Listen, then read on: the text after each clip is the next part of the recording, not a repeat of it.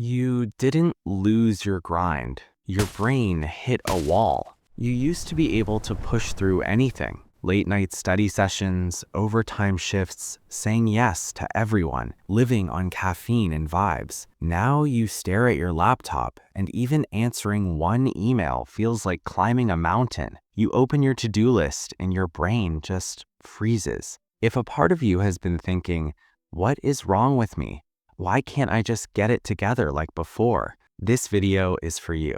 You're not broken, you're not weak, and you're definitely not just lazy. Your brain is burnt out. And in this video, I'll walk you through a simple step-by-step plan to actually rebuild it so you can think clearly again, feel like yourself again, and stop living in permanent survival mode. Stay with me until the end because I'll also show you how long burnout really lasts and what a realistic post-burnout life can look like. 1. What burnout really does to your brain. Let's start here. Burnout is not just being tired from work. Psychologists describe burnout as a state of emotional, physical, and mental exhaustion caused by long-term chronic stress. Not one bad week, not one tough exam. We're talking months or years of constantly pushing past your limits without enough recovery. Imagine your brain as a house that's been running every light, every appliance, every heater 24/7. At some point, the system can't keep up. The breakers don't ask for permission, they just flip. That's burnout. Chemically, long-term stress keeps your stress hormones like cortisol elevated for way too long. At first, this can make you feel wired and productive, but over time, your brain and nervous system get overloaded. You start to notice brain fog. You can't think clearly. You lose your words. You forget what you were doing mid-task. Decision fatigue. Choosing what to eat or what email to answer first feels overwhelming. Emotional exhaustion. You have nothing left, even for things you care about. This isn't a character flaw. It's your brain pulling the emergency brake to protect you. 2. How long does burnout actually last? One of the most painful questions people ask is, how long will this last? Am I going to feel like this forever? There isn't one exact number, but there are patterns. If you catch burnout early and make real changes, mild burnout can start to improve in a few weeks to 2 to 3 months. If you've been running on empty for a long time, moderate burnout often takes several months to really shift. And if you're in severe burnout, where you feel completely shut down, recovery can take 6 to 12 months or longer, especially if nothing in your life changes. That might sound scary, but think of it like this. You didn't burn out in 3 days. You burnt out over years of stress, overcommitment, and self-neglect. So this isn't a quick hack. It's a season of healing. And it is a season, not a life sentence, if you stop trying to outrun it and start working with it. Now, let's walk through what that actually looks like, step by step. Step 1, hit the emergency brake. The first step of recovery is not be more productive. It's the exact opposite. If your brain is in burnout, it's already screaming, "Stop, I can't keep doing this." Step 1 is to hit the emergency brake. That means taking real time off if you can. Days, not just a Sunday afternoon. Pausing non-essential commitments. Letting go of everything that is not survival for a little bit. Survival here means sleep, food, basic hygiene. One small thing that brings you even a tiny bit of comfort. For 1 to 2 weeks, your job is not to catch up. Your job is to stop the bleeding. You might feel guilty. You might feel like you're falling behind. But think about it this way. If your leg was broken, you wouldn't be asking, how do I run on it better? You'd be asking, how do I keep weight off it so it can heal? Your brain is no different. Step 2, repair the basics: sleep, body, and nervous system. Once you've pulled the emergency brake, the next phase is stabilizing your system. Think of this as building the foundation for your brain to heal. Sleep. Burnout destroys sleep. You're either wired at night and exhausted in the morning, or you can sleep for 10 hours and still wake up tired. We're not chasing perfect sleep. We're aiming for consistent sleep.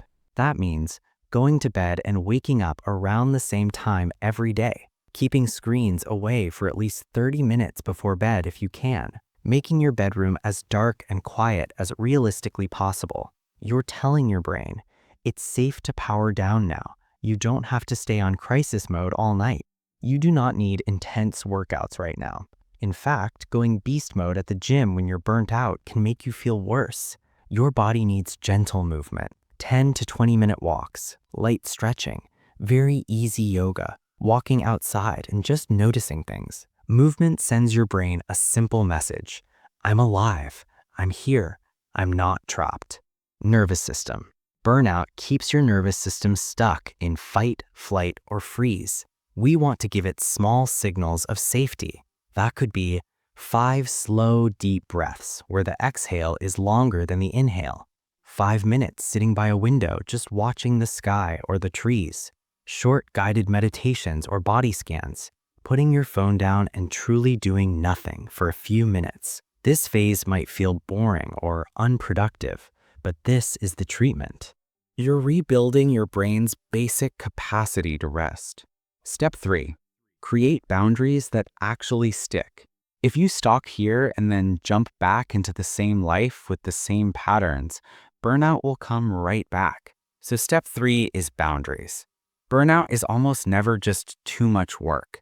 It's too much work, plus not enough saying no, plus feeling responsible for everyone and everything, plus never truly being off duty. Ask yourself, where does my time, energy, or attention get taken without my consent?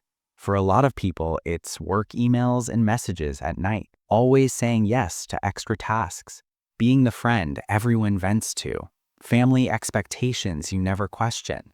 Real boundaries might look like, I don't answer work emails after 7 p.m. I can't take on that extra project right now. I want to listen, but I don't have the energy for heavy conversations tonight. At first, setting boundaries will feel wrong, selfish, awkward. That's normal. But remember, every time you say yes to something that drains you, you're saying no to your own recovery. Boundaries are not you being difficult. They're you choosing not to go back into the fire you just crawled out of. Step 4. Rebuild your brain with tiny habits. After you've stabilized a bit, you're sleeping a bit better, feeling a little less fried, you'll hit a point where you think, okay, now what? I don't want to be stuck here forever. This is where tiny habits come in. When you're burnt out, your motivation system is damaged. Big goals will just make you shut down again. Your brain needs wins, small, safe, repeatable wins. Think 10 minutes of focused work once a day. Reviewing one email instead of clearing your whole inbox, working on a personal project for 5 to 10 minutes, not 2 hours. At first, it'll feel like this is too small to matter, but you're not just checking tasks off. You're teaching your brain, I can start things again. I can finish things again. I can trust myself again. You can also add tiny habits that bring your brain pleasure in healthy ways. One short walk with music or a podcast you love. 15 minutes of a hobby with no performance pressure. Journaling one page, not a whole notebook. The key is, make it so small it almost feels silly. Repeat it often. Do not punish yourself if you miss a day. Just restart. You're rebuilding the circuits of focus, motivation, and joy, one tiny brick at a time. Step 5.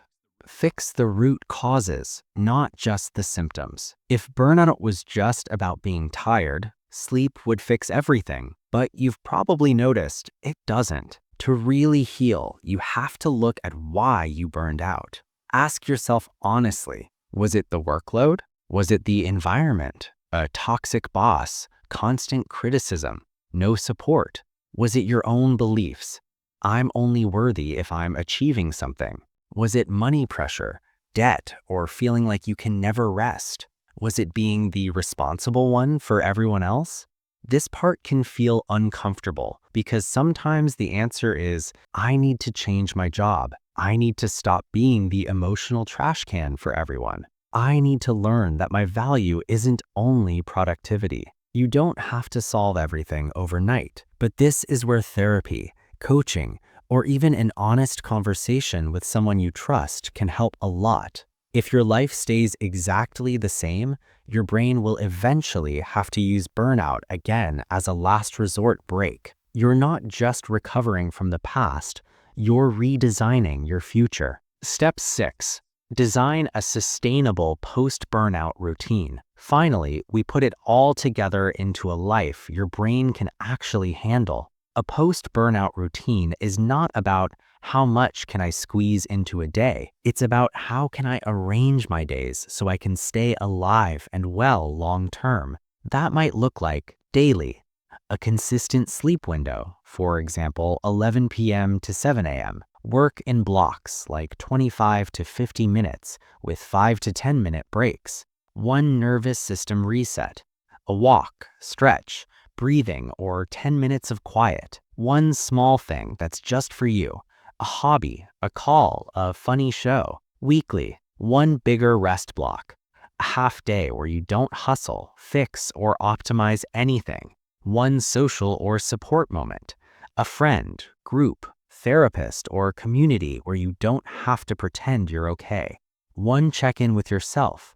Am I slipping back into old patterns? Your routine will not look perfect. Some weeks will feel better than others. That's normal. Burnout recovery is more like rehab than a productivity challenge. There will be good days and bad days. What matters is the direction, not perfection. 9. You are not broken.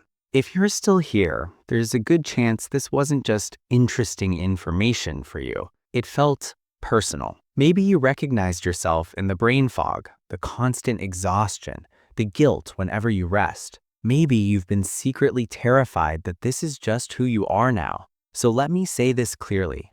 You are not broken. You are not lazy. You are not weak. You are tired. Deeply, legitimately tired. In your brain, in your body, and in your heart. Burnout is not your identity. It's a loud message from your mind and body saying, I can't live like this anymore. And that message, as painful as it is also an invitation to build a life that doesn't constantly require you to destroy yourself to feel enough. 10. Gentle call to action. If you feel safe sharing, tell me in the comments which step you're in right now. Step 1, emergency brake. Step 2, repairing basics. Step 3, boundaries. Step 4, tiny habits. Step 5, root causes. Step 6, new routine. You don't have to have it all figured out. Simply naming where you are is already a step toward healing. And if you want to go deeper, you can watch my other video, 7 Signs You're Not Lazy, You're Burnt Out, where we talk more about the signs you probably ignored before your brain hit this wall. And if you want more psychology videos that explain what your mind is doing in simple, honest language, you can subscribe and stay close. Not because you need more pressure to do better, but because you deserve to finally understand yourself with more kindness than you were ever taught to give yourself. You are allowed to rest. You are allowed to heal. And you are allowed to build a life your brain doesn't need to escape from.